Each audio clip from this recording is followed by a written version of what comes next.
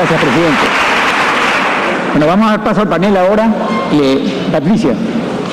Sí, gracias, Ramón. Bueno, doctor García, hemos escuchado una exposición en la que usted ha puesto muchísimo énfasis en la política, ¿no es cierto? Y en la buena política como ese impulso que se necesita para llevar adelante la conducción de un país, para proponer liderazgos y para poder concretar planes.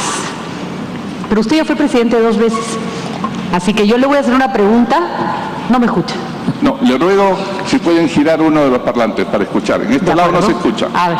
Eso ocurre en el mundo político. Aquí no se escucha lo que el pueblo dice. Solo le recuerdo que el otro que no escuchaba era Toledo.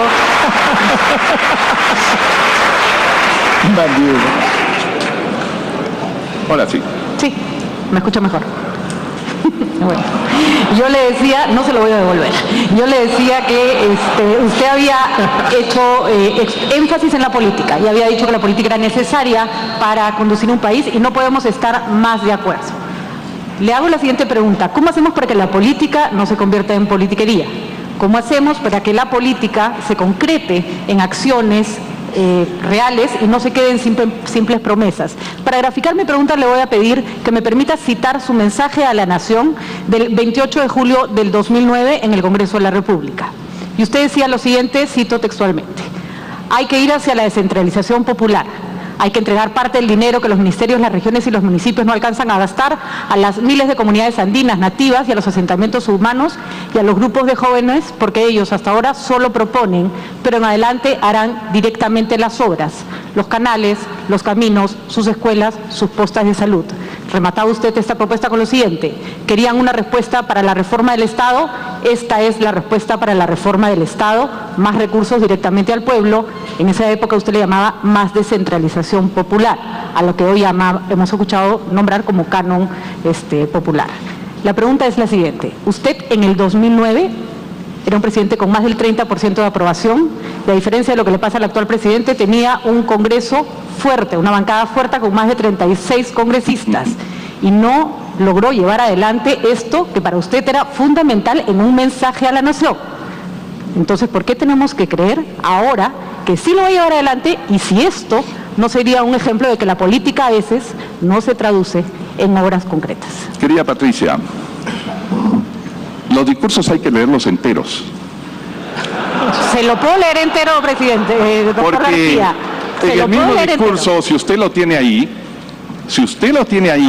podrá leer que ese día, mediante un decreto supremo, se creó lo que se llamaron los núcleos ejecutores, a los que en principio no estaba muy de acuerdo mi ministro de Economía, e inclusive otro ministro de Economía, Ismael Benavides, pero que fueron un elemento fundamental para hacer 12.000 obras. ¿En qué consiste un núcleo ejecutor?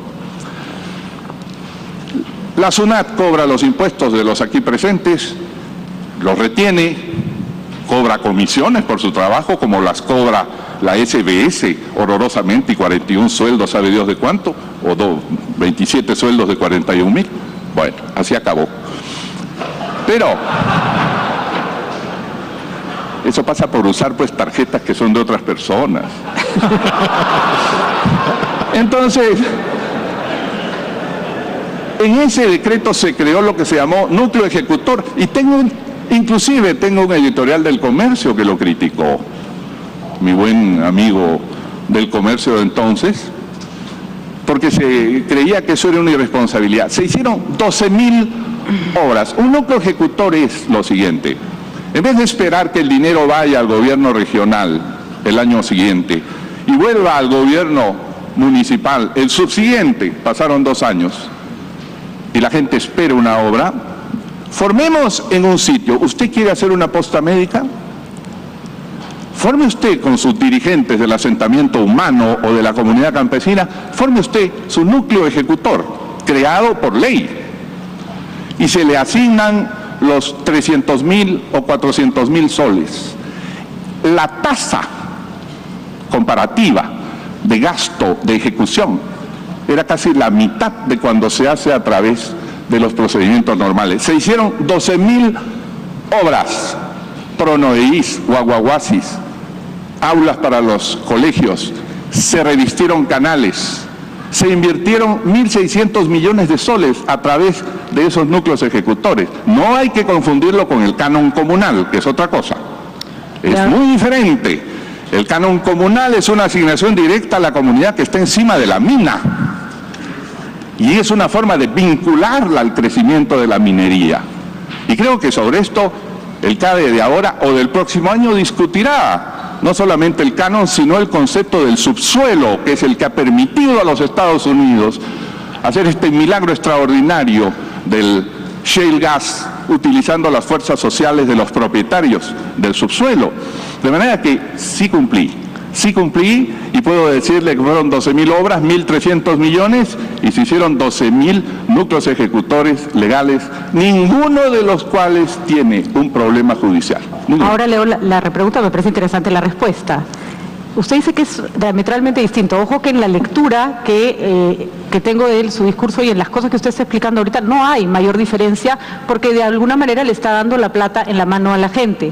Esas medidas que tomó en ese entonces y esas 12.000 obras no bajaron el nivel de conflictividad y no resolvieron lo que usted sugiere que se podría resolver con el canon comunal. La pregunta sería entonces, ¿por qué insistir en el mismo sistema? Criticado en su momento, como usted lo señaló. Bueno, perdón. Dejemos muy claro que jurídicamente son cosas totalmente distintas. Distintas. El canon comunal es parte de la asignación del canon que se entrega ahora nuevamente a ese círculo vicioso inacabable. La empresa paga una parte de los impuestos, 50% de esos impuestos a la renta se van a los gobiernos regionales, que tiempo después los reasignan a los gobiernos locales, que tiempo después deciden hacer alguna obra, pero normalmente fuera del área de las comunidades que están encima de los recursos. Y acá hay un problema que bloquea el destino. Por Dios, creo que alguna vez tendremos que discutir profundamente eso para no tratar a nuestros campesinos como si fueran niños sometidos a tutela. Nosotros somos muy ciudadanos, nosotros somos muy doctorados o muy estudiosos, pero tratamos a los campesinos como si fueran incapaces de hacer una obra. Usted me preguntará, ¿se bajó la conflictividad? No. La mayor parte del núcleo ejecutor se hizo. La mayor parte de las 12.000 obras se hicieron en las ciudades, básicamente, en los asentamientos humanos. Y sí le garantizo que dieron posibilidad a cientos de miles de personas de sentir que estaban participando y generando ingresos para sus trabajadores. Ahora, el canon comunal es otra cosa. Una parte de ese canon que se malgasta en los gobiernos regionales o malgasta también Lima, tiene que ser cómo compran sus tractores y sus camiones, que es por lo que suplican las comunidades campesinas. Entonces, necesitamos entregarle recursos directamente para que ellos vean que la minería les conviene. Perfecto. Y creo, si usted me lo permite, sí. Alberto Benavides de la Quintana, un sabio, ese sí sabía. Alberto Benavides de la Quintana me mostró en un mapa la afiliación minera de todo el país y me demostró que estábamos arañando el 8% de la riqueza minera del Perú. Yo no hablo del 8%, incluidos Tía María, Bambas, etcétera. No, yo hablo del 92%, que es la inmensa riqueza que tiene el Perú y a la cual no llegamos porque los que viven allí no jalan la inversión hacia ellos. Solo una precisión, ¿el canon comunal sale del canon de regiones? ¿Va a haber una reforma del canon de regiones o sale de las regalías, que es lo que maneja el gobierno central? Bueno, está explicado en un artículo que fue publicado. Las regalías también van a las regiones, Patricia, las regalías. Pero yo creo que los comuneros que viven en el área de influencia y especialmente los que forman parte del área, usted sabe que hay comunidades que viven en pequeños pueblos que son parte del denuncio, sí, viven sobre el denuncio y no saben que han sido denunciados hace tiempo. Bueno, la idea es que las regalías sean cobradas por las comunidades adyacentes y las comunidades que serían dueñas en otro sistema como el sistema sajón. Y la idea es que ellas puedan tener recursos para hacer sus obras. No sabe cómo podríamos multiplicar en reforestación, en repoblamiento de camélidos o de ovejas, en revestimiento de canales, en pequeñas represas que no necesitan tanta ingeniería, multiplicar la provisión de alimentos Mi preocupación es que ese sector es el sector residual de la miseria en nuestra patria. Mire usted dónde está la miseria, la más difícil de combatir, a donde no llega jamás el Estado, como se dice. Pues entréguele el Estado recursos, porque no son tontos. Ellos han creado la micro y pequeña empresa en las ciudades. ¿Quiénes son? Hijos de esos comuneros. ¿Por qué tenemos que desconfiar de esas personas? ¿Somos superiores? Eso es lo que creo con el canon comunal. Ok, gracias. Gonzalo. Sí. Doctor García, Señor Tamayo. hemos visto durante la mañana que no sé si se acerca fechas navideñas, pero de alguna manera los trenes tienen una magia para grandes y pequeños. Desde chiquito. Desde chiquitos. El tren eléctrico. Usted tiene... Gracias. No es para aplaudir. Por eso le pregunto, porque usted tiene experiencia, conozco a Enrique lo tiene en el equipo, y en los 12 puntos del Coliseo Chamochumbi, usted propone el tren Chiclayo-Ica, que después se iría extendiendo, y ahora le ha salido competencia por cuál es el tren más rápido y cuál es el tren más largo, durante la mañana. Quiero cambiarle un poquito el eje de la discusión, ¿sí?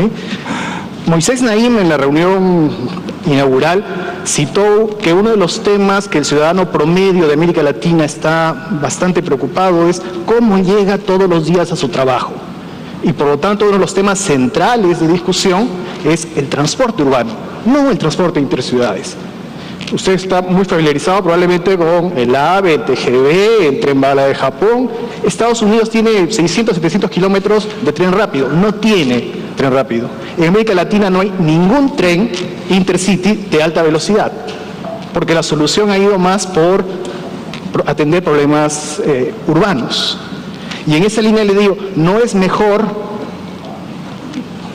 diferenciarse la idea que se le están de alguna manera disputando, planteando vía un esquema de apoyo a la descentralización, apoyar el transporte urbano en las ciudades intermedias, apoyar la seguridad en las ciudades donde han habido problemas. Trujillo ha sido un problema, Chiclayo es un problema, problemas de agua, problemas de saneamiento, que eleven el nivel de vida de esos ciudadanos, pero que además las hagan amigables para el entorno de negocios. Y su partido tiene una historia pro descentralización. Ese es un punto que quería, por favor, que desarrolle. El segundo punto, si me permite, retomando lo que le mencionó ¿Puedo Patricia, contestarle? preferiría el canon comunal. ¿Por qué? En los esquemas sajones, donde se vincula el derecho del subsuelo al derecho superficial, hay un elemento clave, muy definido, muy claro, y además donde hay conflictos se resuelven rápidamente. ¿A qué me refiero? Derechos de propiedad. Usted es abogado, usted lo conoce muy bien. ¿Qué sucede? Entre San Isidro y Magdalena no nos ponemos de acuerdo qué vereda le pertenece a cada quien. No hablo del subsuelo, hablo de la superficie. Entonces, ¿cómo vamos a hacer o cómo plantea usted hacer que a 4.000 metros sobre el nivel del mar haya una definición de estos temas de derecho de propiedad del subsuelo, si el Estado no es capaz de llegar, si los mecanismos de resolución de conflictos no son capaces de llegar, y corre el riesgo de transferir el conflicto a una lucha entre comunidades? Yo le agradecería que usted detalle, por favor. Bien, su pregunta es múltiple. Pero quisiera decirle, bueno, si hay un tren eléctrico, creo que tengo algo que ver con eso. Y están ahí los 35 kilómetros funcionando de un extremo al otro de Lima y sirviendo a la población.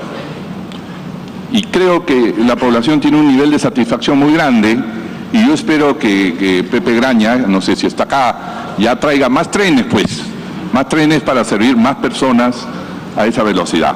Pero usted ha mencionado, es tira y afloja que hay ahora sobre los trenes, pero como ocurre siempre, el que quiere ofrecer más entra en offside, ¿sabe? Como en el fútbol, se sale de la cancha. Yo nunca he hablado de un tren rápido. Otra vez le pido que lea el artículo aparecido en El Comercio. Yo no hablo de un tren bala, tendría que ser loco para plantear eso. No hablo correcto. ¿Por qué? En el artículo publicado en El Comercio hablé de un tren de 200 kilómetros, que no es un tren rápido de 350 o 450 como el tren bala o el de Shanghai al aeropuerto, ¿no? Entonces, oiga, yo gobernaba el Perú, no estoy ofreciendo tonterías. Lo que digo es que nosotros confrontamos, y es lo curioso, los ojos del Perú están mirando en este momento al CADE, pero los ojos del mundo están mirando París. Bien raro me parece eso, porque allá se está hablando del gran futuro de la humanidad, aquí estamos hablando de las próximas elecciones. Problema, les llamo la atención a todos, porque el tema del gran futuro de la humanidad de alguna manera tiene que ver con ese tren que no es rápido, como usted dice, no es bala. No es bala. Simplemente hasta podríamos obtener bonos de carbono ofreciendo la construcción de eso para sustituir. ¿Sabe usted que un tren es para 100 años? Y un tren no necesita la refacción carretera permanente y eterna.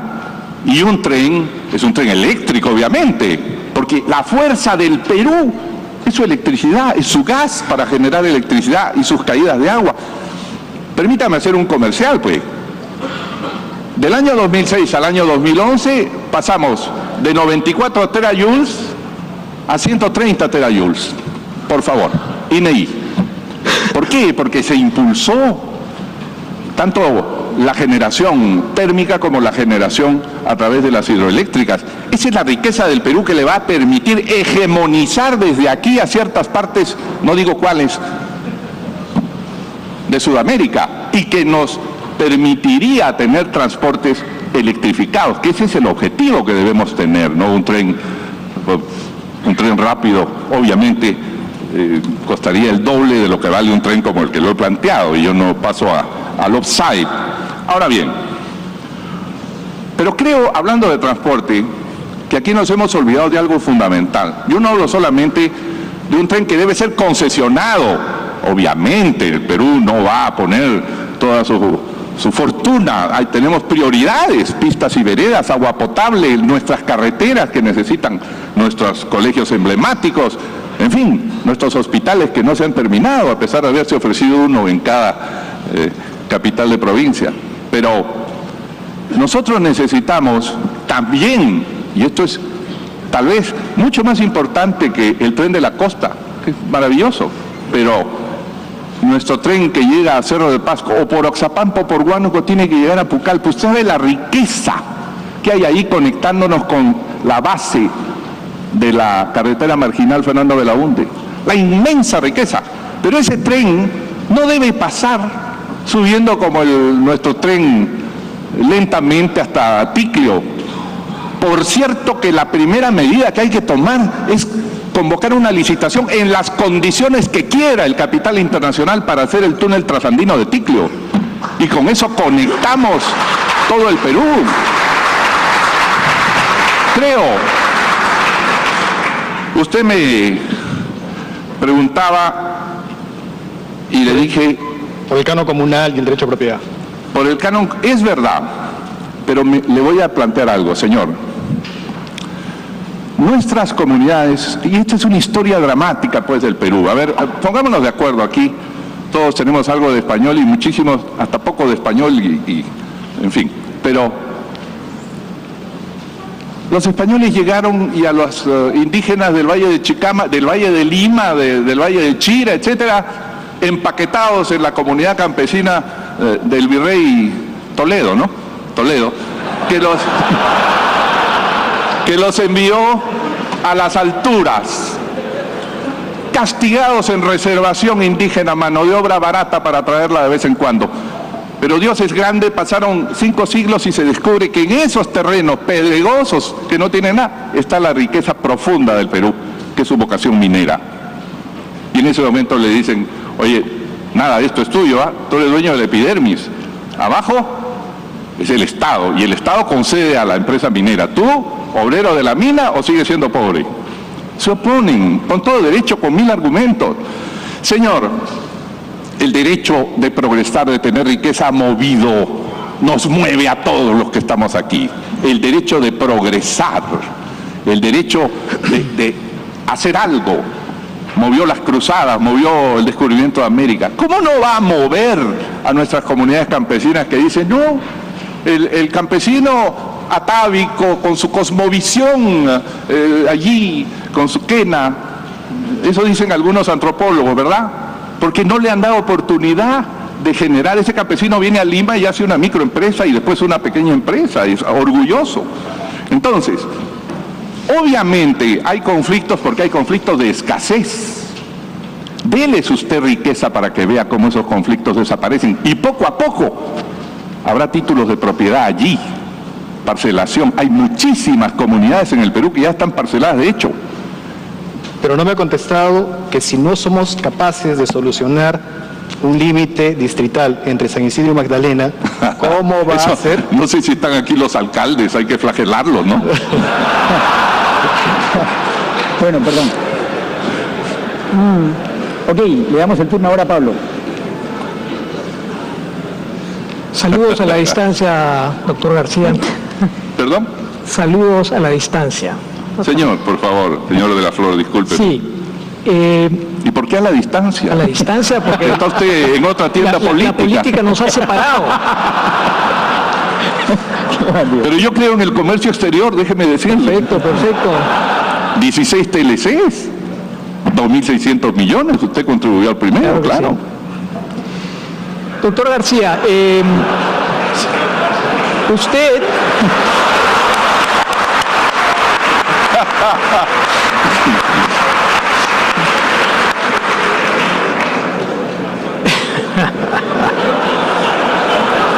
Campeón. No. Doctor García, ahora sí, en serio. Usted ha planteado una reivindicación casi poética de la política, refiriéndose a estos aspectos positivos de la política como inspiradora, como movilizadora, como insufladora de la actividad. Y la política con P mayúscula, que tiene estos atributos, también tiene un sustrato oscuro, un sustrato opaco, que es la corrupción. Y no es casual que la inmensa mayoría de jóvenes en el Perú estén desinteresados de la política y que vean con preocupación lo que ocurre con la corrupción, que hoy por hoy es considerado como el segundo principal problema del Perú después de la inseguridad.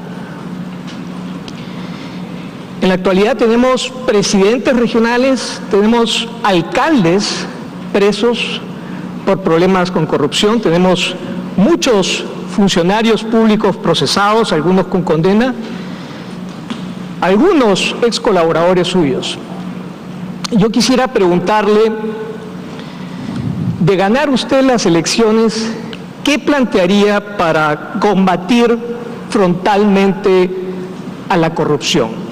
¿Qué medidas específicas que no implementó en su primer gobierno, que no implementó en su segundo gobierno, implementaría usted en un tercer periodo? Y específicamente preguntarle si estaría dispuesto a impulsar una cruzada nacional contra la corrupción. ¿Cómo no? Muchas gracias. Bueno, comencemos por lo siguiente. No hay programa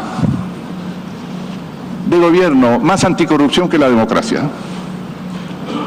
Porque la gran corrupción, la de los sistemas de corrupción que comienzan en las cabezas, es fundamentalmente en las dictaduras.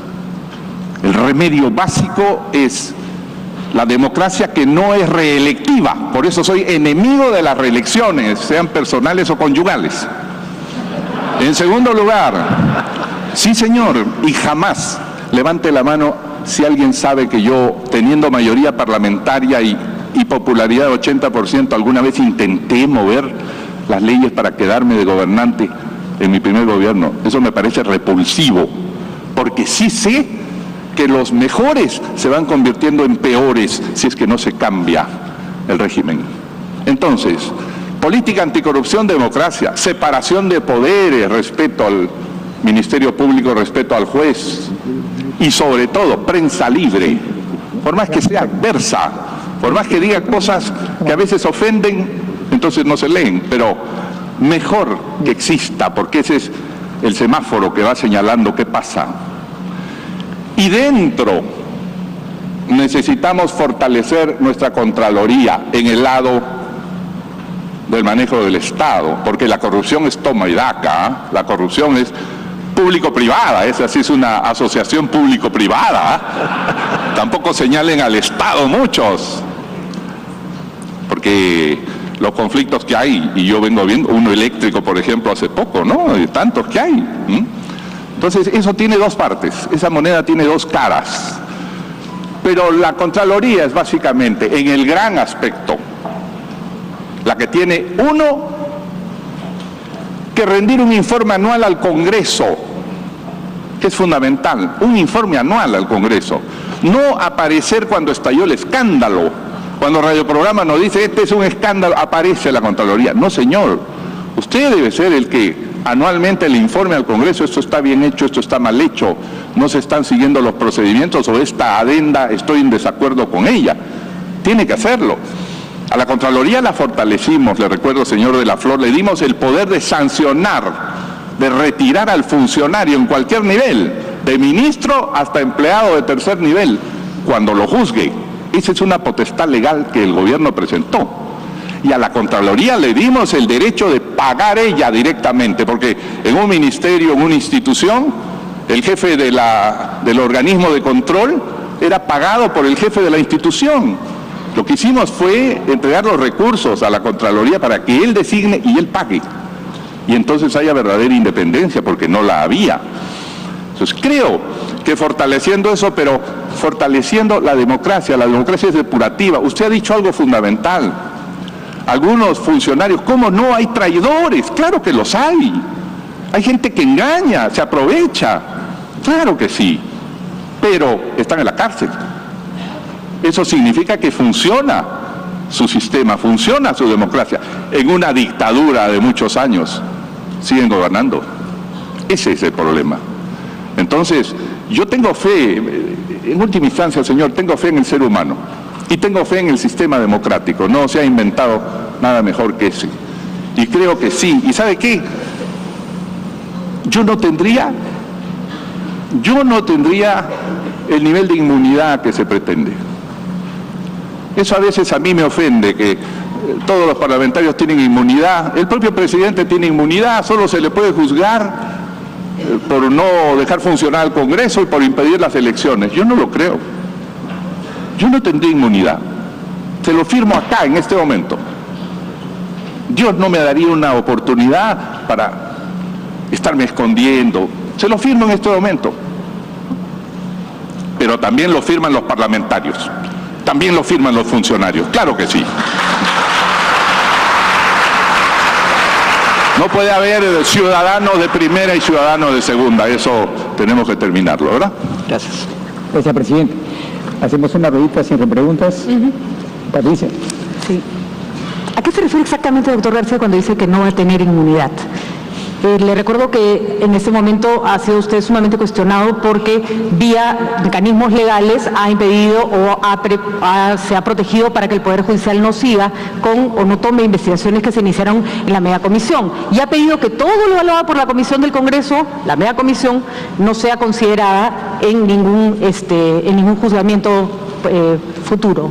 ¿No es esa una manera de evadir una investigación? No, señora. Usted decía, el que no la debe no la teme. Señora, desde que dejé el gobierno, yo he ido 37 veces ante el Poder Judicial. 37. He comparecido ante los tribunales, he rendido mi declaración con la mayor humildad posible.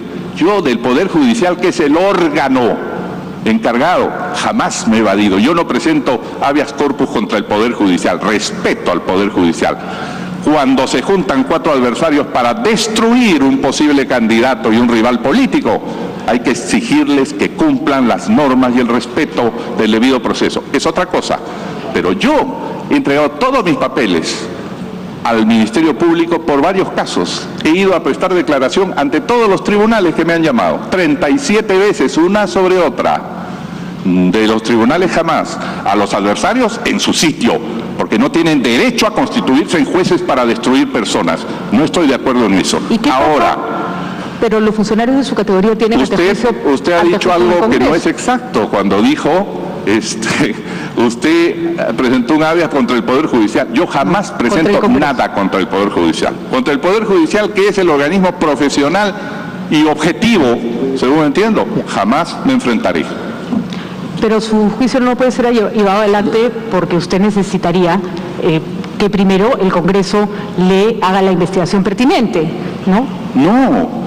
Cuando hay un delito flagrante, y este es un tema importante, hay que crear los tribunales de flagrancia, tanto para la corrupción como para los hechos de bandidaje. Cuando el Congreso hace un procedimiento absolutamente político, uno tiene derecho a decir, respete las cosas.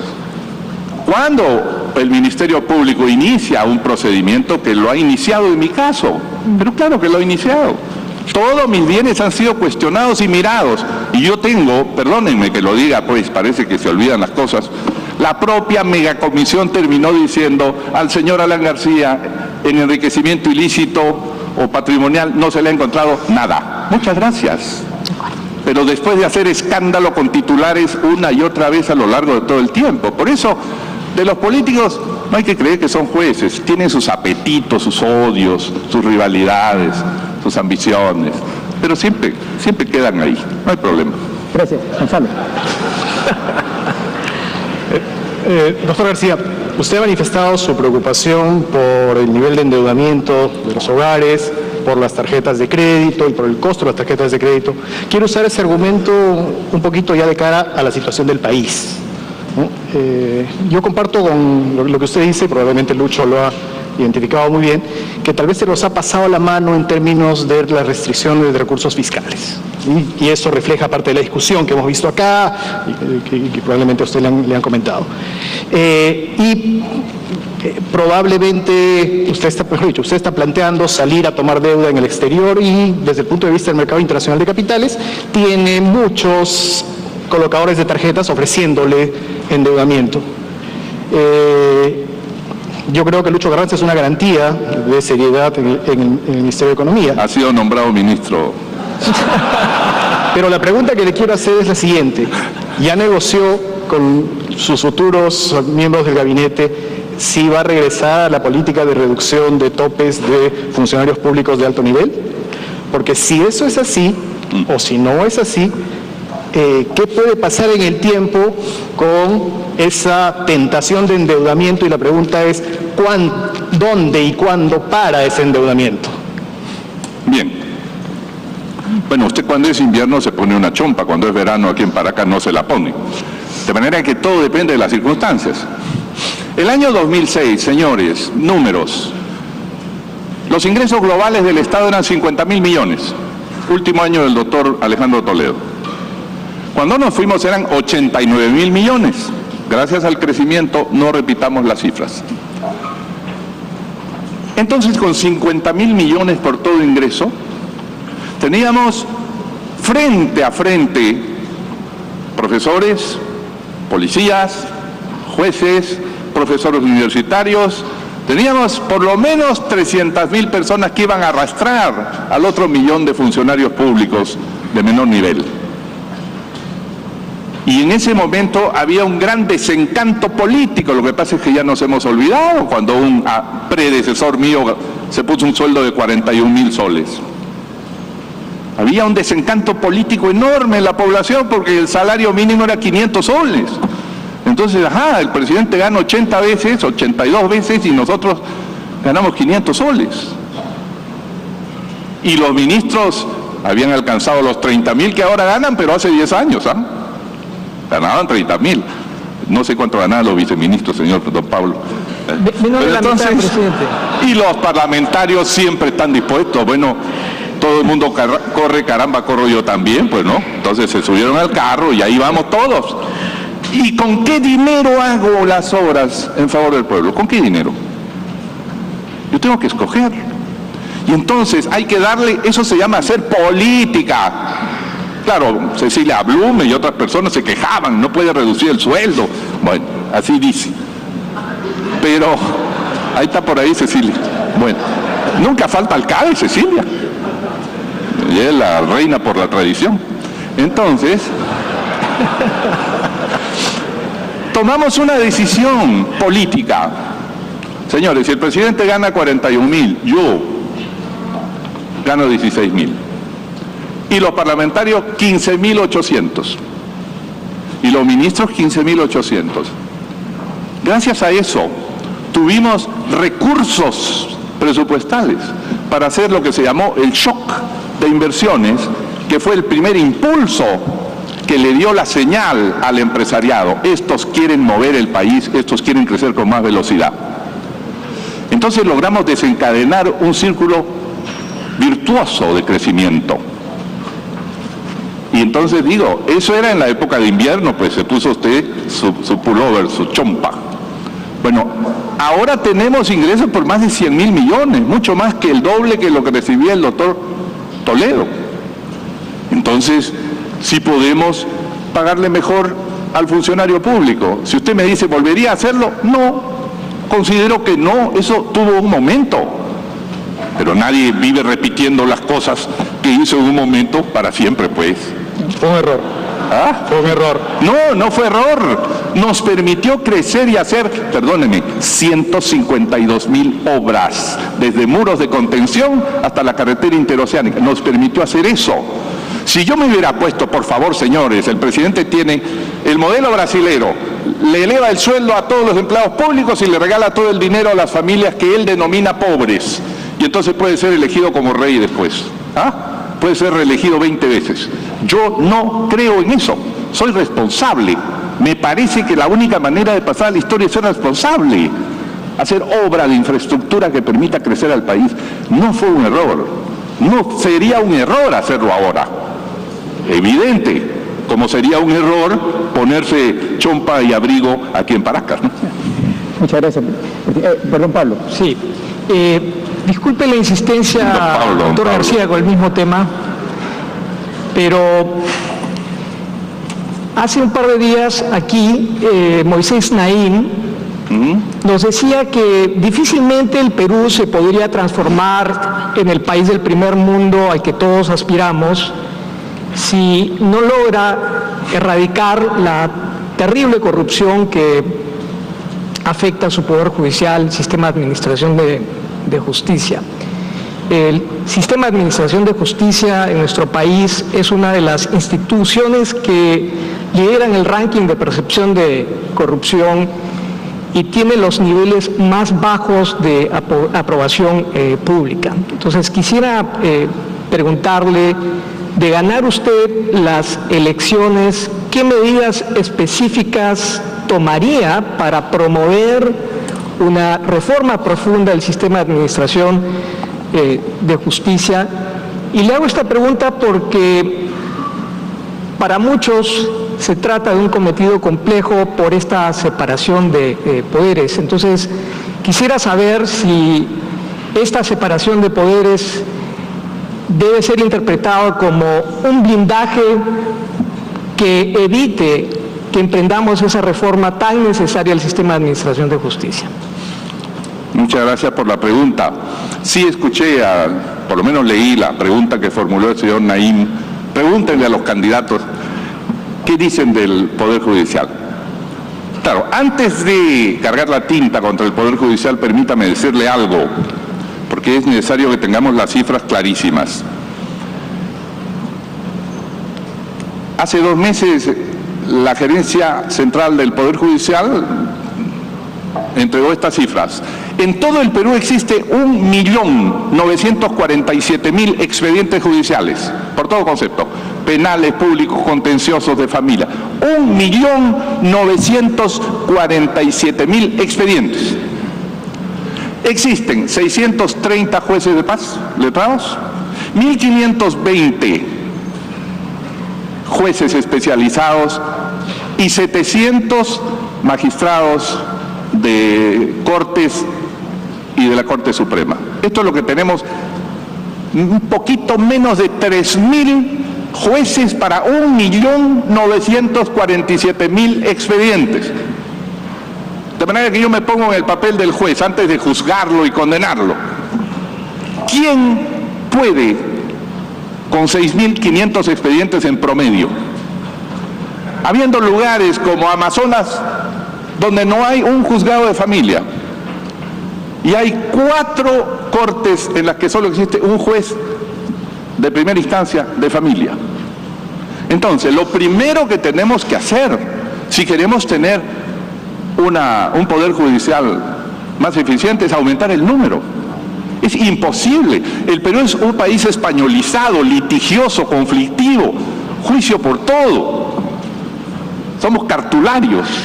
Y eso no lo vamos a cambiar de aquí para mañana. Entonces tenemos que responder, por lo menos aumentando el 50%, mejor sería el 100%, de jueces. Porque es la única manera en que los jueces puedan responder a esto. Lo otro puede ser dar una ley draconiana. Establezcase que en los próximos 18 meses habrán cumplido con el despacho de todo esto, pero ¿qué justicia se hará? A la carrera, solo por cumplir, eso no es justicia. Sí se puede señalar mejores plazos, culminar el sistema de oralización de la justicia y con los procedimientos TICs, con los internets en este momento, pero creo que de esa manera sí lograríamos. Y no se trata solamente de separación de poderes, no significa me volteo la espalda y que hagan lo que sea. El presidente es el jefe del Estado y el Poder Judicial es un poder del Estado. Por consiguiente, el presidente tiene todo el derecho de hablar del Poder Judicial y no se puede decir que se está metiendo a romper los poderes. Ahora, si yo lo hiciera para tener un juez favorable, para ocultar un expediente, me lo dirá la prensa. Pero si lo hago para que haya más celeridad, para que se sancione a magistrados que rompen los precedentes. Pero tengo varios amigos aquí. La Corte Suprema da un criterio en un caso comercial empresarial y cualquier juez se atreve a decir lo contrario. Exactamente, rompen los precedentes, no hay vinculación, no hay orden jurídico. Yo creo que eso es una labor fundamental del jefe del Estado. Y no violentar ninguna separación de poderes, sino el Perú es uno al final, ya por encima de la separación de poderes, el Perú es uno. Por consiguiente, sí creo que hay solución, pero mejoremos la condición en la que trabaja el Poder Judicial, de eso estoy convencido. Tendría una pequeña precisión pedirle. ¿Tendría alguna propuesta concreta para el Consejo Nacional de la Magistratura, que se ha vuelto alcanzado notoriedad o visibilidad precisamente por un severo problema en el nombramiento de uno de sus miembros? Ha habido varios problemas en el Consejo Nacional de la Magistratura. No puedo faltar el respeto. Ha habido personas eficientes y diré de gran honestidad, pero los casos que hemos visto demuestran, tendemos en nuestra patria mucho a la compadrería, al amiguetismo. Yo sugeriría simplemente que antes de proceder a la elección hubiera una especie de presentación previa de todos los candidatos, porque las cosas se saben y se conocen. Entonces, para eso tenemos prensa libre. Debe conocerse quiénes van a ser elegidos por los colegios profesionales y durante 2 meses someterse a un escrutinio, pero que participemos todos, para que no se nombre a cualquier persona que llega para hacer favores. No creo que sea cierto, pero se habló en otra época hasta de venta de las influencias para nombrar a esto o a aquel. Eso es completamente negativo, ¿no? Es decir, corrupción existe en el mundo, existe en los sistemas. Lo único que no debía ser corrompido es el Poder Judicial, porque es el último recurso que tienen los seres humanos, el último. Si ahí llega la corrupción, todo se perdió. Y no hay manera de solucionarlo vía golpes de Estado, cambiando a todos los jueces por otros, porque parece que el sistema induce a todos poco a poco por el mal camino, ¿no? Por consiguiente, tener paciencia, pero tener luz y taquígrafos, como decía el viejo político español, sobre ellos, todo el tiempo. Yo creo que es la única manera de corregir los sistemas. Y tenga paciencia, poco a poco eso va cambiando, poco a poco. Gracias. Presidente, le pediríamos 5 minutos finales para su disertación. 5. Gracias. Mucho menos. señores miembros del panel, señora Patricia, estimados, no, a la señora se le saluda por su nombre. Perdone la lección. Señores, muchas gracias por haberme escuchado, muchas gracias por haber permitido que esté aquí y por haberme invitado. Quiero ratificarles mi entusiasmo y mi convicción. Alguien podría calificarme de iluso, pero soy un convencido de que las cosas en el mundo no van tan mal como dicen algunos. Creo que hay muchas oportunidades para nosotros. Creo que tenemos a la vez la desgracia y la suerte de tener vecinos que facilitarán nuestro trabajo. Y a propósito, ¿cómo no aplaudir que el próximo domingo estoy seguro que el pueblo venezolano le va a dar un knockout a la dictadura chavista?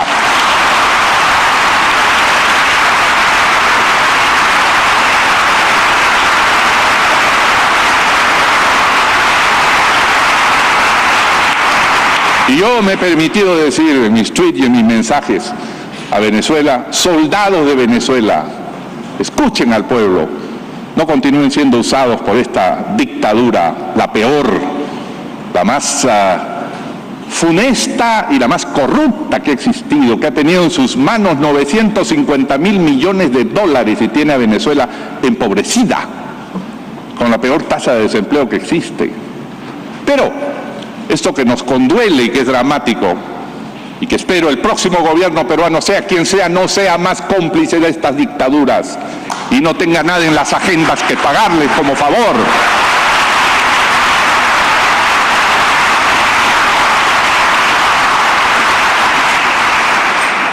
Esta, que es una desgracia para el continente, de alguna manera es la otra cara de la moneda, es una suerte para nosotros. Pero una suerte que debemos aprovechar. ¿Saben ustedes que teníamos 85 contratos petroleros suscritos, firmados, con alta tasa de regalías en favor del Perú?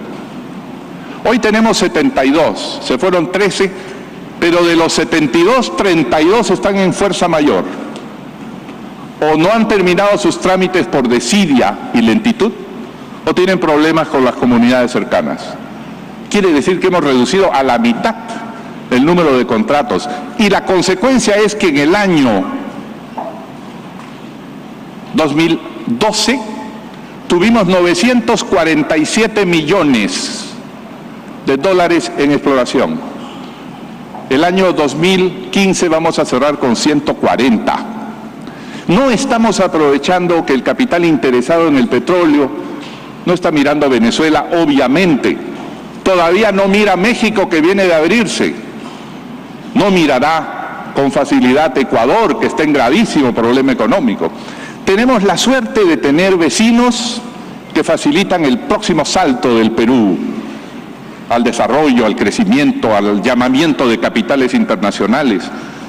Argentina va a tardar algún tiempo en ganar nuevamente la confianza, y además el número de votantes que ha tenido la otra alternativa casi garantiza que irá con lentitud. Chile tiene problemas generados políticamente que han roto su gran velocidad. Y a mí me dio mucha satisfacción, queriéndolos mucho, ganarles en todos los 5 años de mi gobierno en crecimiento y en reducción de pobreza, porque los peruanos podemos ser más inteligentes que ellos, claro que sí. Y estoy seguro que vamos a volver a hacerlo, si las cosas continúan como continúan allá. Entonces, con Chile así, Bolivia asá, Argentina como está, Ecuador en problemas por dolarización y por precio del petróleo, Venezuela cerrada, todo capital. ¿A dónde mirarán los capitales cuando piensan en América Latina? Aquí. Ya no a Brasil, que escogió el camino de entregar la asistencia social, dinero a manos llenas y quedarse sin fondos. Ustedes han ido a Sao Paulo, ¿han visto garullos?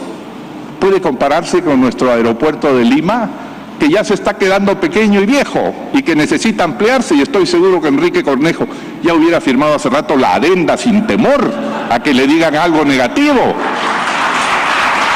Entonces, ¿Tenemos suerte en el mercado mundial? Sí la tenemos. ¿Tenemos oportunidades en el contexto sudamericano? Sí las tenemos. Tenemos, estoy convencido, un empresariado que sabe crecer, que sabe innovar, que sabe dinamizarse. Tenemos un pueblo que tiene un objetivo básico, quiere educarse. Ese es un milagro. Cuando uno pregunta a las personas, ¿qué es lo que más quiere? Que mis hijos estudien, que mis hijos sean mejores que yo. Eso es un milagro. Y lo que tenemos que hacer es abrir todas las puertas. Pero un minuto más.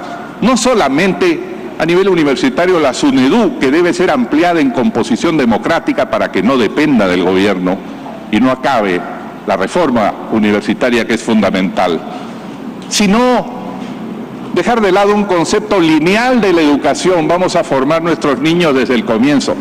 No hay tiempo que perder.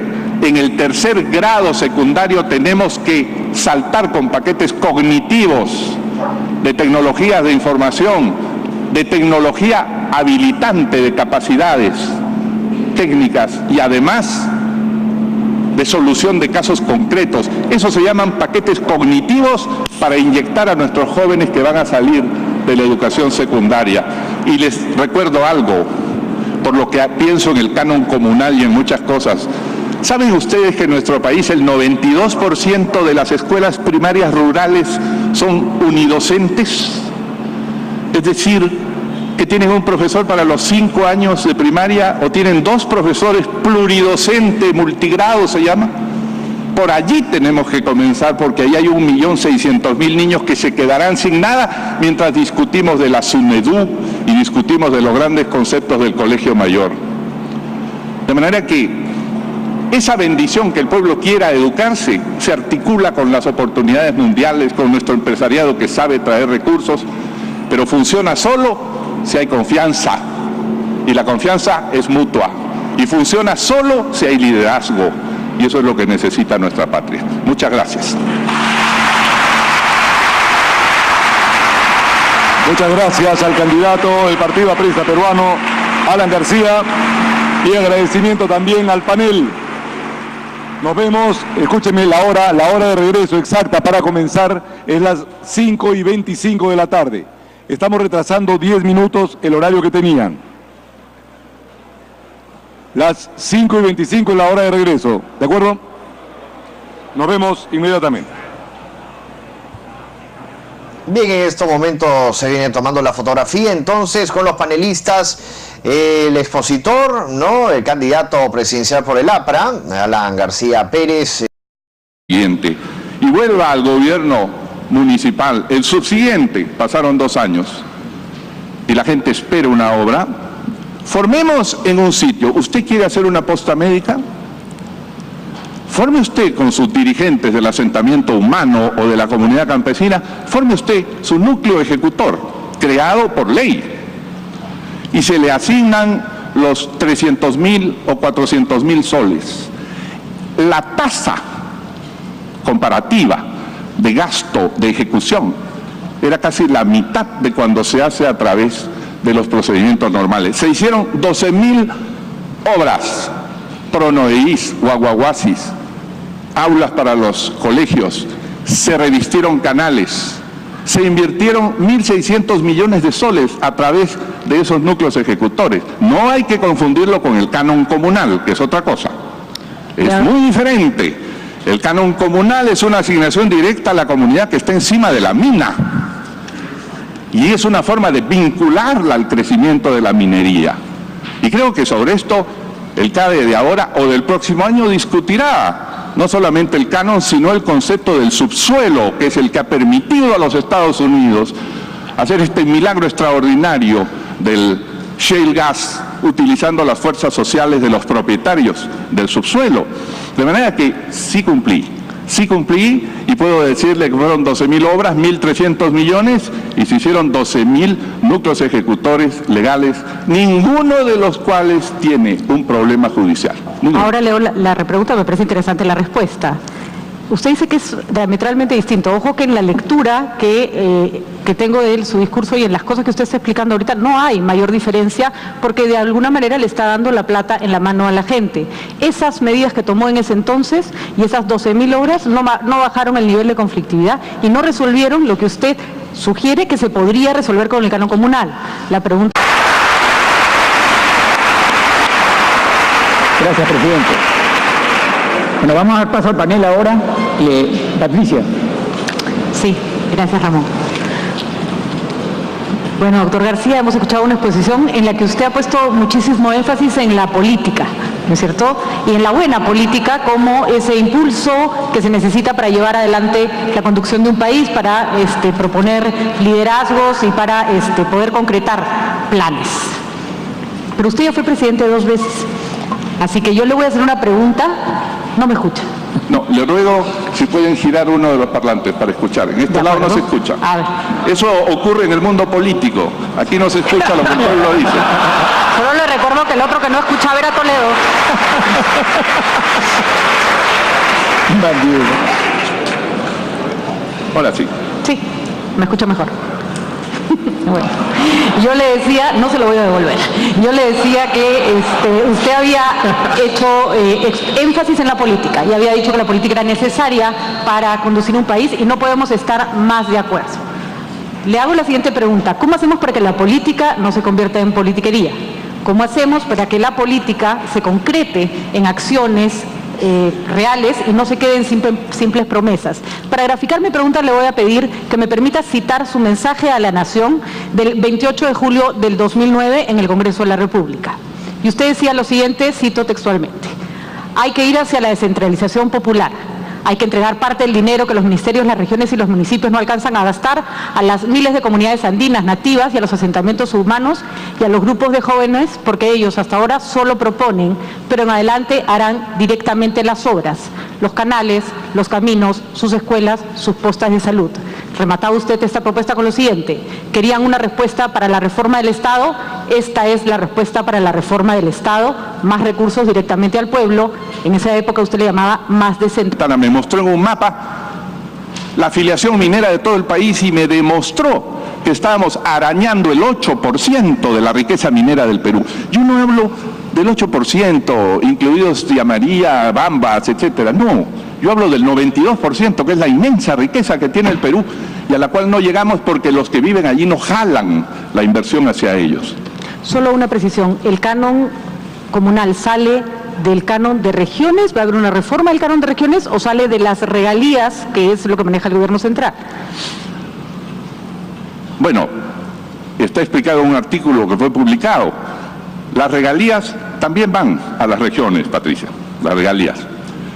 Pero yo creo que los comuneros que viven en el área de influencia y especialmente los que forman parte del área, usted sabe que hay comunidades que viven en pequeños pueblos que son parte del denuncio, sí, viven sobre el denuncio y no saben que han sido denunciados hace tiempo.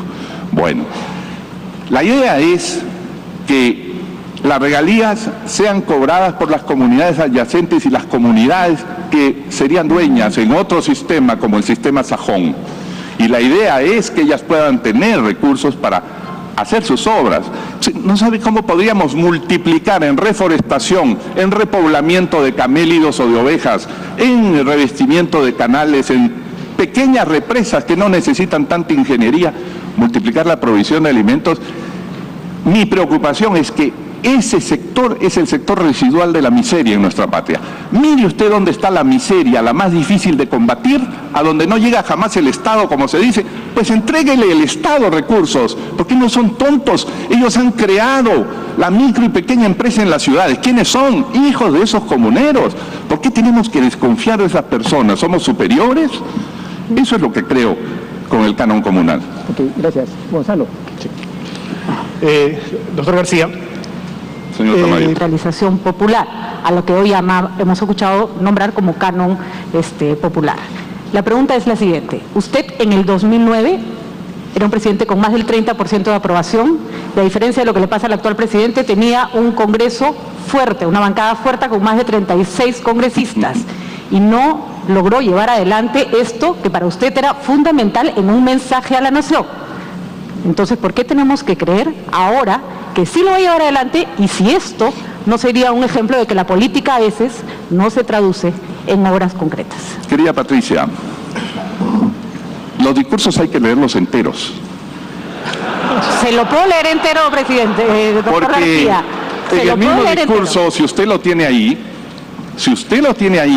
podrá leer que ese día, mediante un decreto supremo, se creó lo que se llamaron los núcleos ejecutores, a los que en principio no estaba muy de acuerdo mi ministro de Economía, e inclusive otro ministro de Economía, Ismael Benavides, pero que fueron un elemento fundamental para hacer 12.000 obras. ¿En qué consiste un núcleo ejecutor?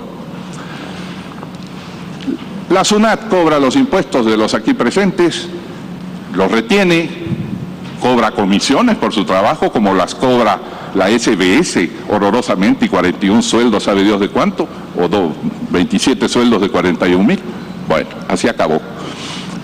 Pero eso pasa por usar pues tarjetas que son de otras personas. Entonces, en ese decreto se creó lo que se llamó núcleo ejecutor, y inclusive tengo un editorial del Comercio que lo criticó, mi buen amigo del Comercio de entonces, porque se creía que eso era una irresponsabilidad. Se hicieron 12.000 obras. Un núcleo ejecutor es lo siguiente: en vez de esperar que el dinero vaya al gobierno regional el año siguiente. Sería entonces, ¿por qué insistir en el mismo sistema, criticado en su momento como usted lo señaló? Bueno, perdón. Dejemos muy claro que jurídicamente son cosas totalmente distintas. Distintas. El canon comunal es parte de la asignación del canon que se entrega ahora nuevamente a ese círculo vicioso inacabable. La empresa paga una parte de los impuestos, 50% de esos impuestos a la renta se van a los gobiernos regionales, que tiempo después los reasignan a los gobiernos locales, que tiempo después deciden hacer alguna obra, pero normalmente fuera del área de las comunidades que están encima de los recursos. Y acá hay un problema que bloquea el destino. Por Dios, creo que alguna vez tendremos que discutir profundamente eso para no tratar a nuestros campesinos como si fueran niños sometidos a tutela. Nosotros somos muy ciudadanos, nosotros somos muy doctorados o muy estudiosos, pero tratamos a los campesinos como si fueran incapaces de hacer una obra. Usted me preguntará, ¿se bajó la conflictividad? No. La mayor parte del núcleo ejecutor se hizo. La mayor parte de las 12.000 obras se hicieron en las ciudades, básicamente, en los asentamientos humanos. Y sí le garantizo que dieron posibilidad a cientos de miles de personas de sentir que estaban participando y generando ingresos para sus trabajadores. Ahora, el canon comunal es otra cosa. Una parte de ese canon que se malgasta en los gobiernos regionales o malgasta también Lima, tiene que ser cómo compran sus tractores y sus camiones, que es por lo que suplican las comunidades campesinas. Entonces, necesitamos entregarle recursos directamente para que ellos vean que la minería les conviene. Perfecto. Y creo, si usted me lo permite, sí. Alberto Benavides de la Quintana, un sabio, ese sí sabía. Alberto Benavides de la Quintana.